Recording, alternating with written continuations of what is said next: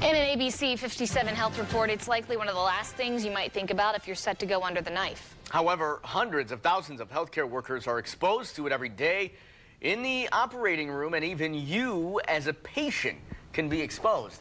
ABC 57's Jolyn Bruni joins us live in studio. Jolyn, you learned about the dangers of surgical smoke. That's right, I did, Vahid. I met with an expert to show me how surgical smoke is created during surgery. So take a look at this demonstration. This is a plexiglass enclosure filling with smoke in just seconds from cuts on a harmless chicken breast. But the smoke generated in an operating room is not harmless.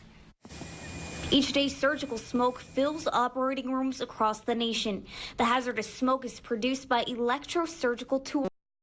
If you've ever seen any kind of medical show or been in a surgery, you'll see that surgeons will sometimes use a scalpel to cut tissue or open a patient. But in 85% of all surgeries, they actually use an electrosurgical pencil. Researchers say surgical smoke can circulate 150 chemicals, plus 16 EPA priority pollutants and carcinogenic hazards. And studies show inhaling the smoke is like smoking up to 30 unfiltered cigarettes a day. Whatever is on the patient's skin, whatever's in the patient's bloodstream is transmitted into the air, into that smoke, then transferred into anybody in the operating room who's breathing that smoke. Doctors, nurses, and even patients are exposed to surgical smoke. So if you think about a mastectomy procedure, for example, typically if a surgeon is removing the breast tissue, that means cancer is involved.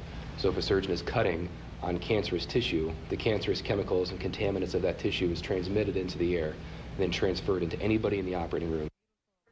The awareness of surgical smoke is growing, but the CDC says that the best practices to reduce exposure to surgical smoke have not been universally implemented.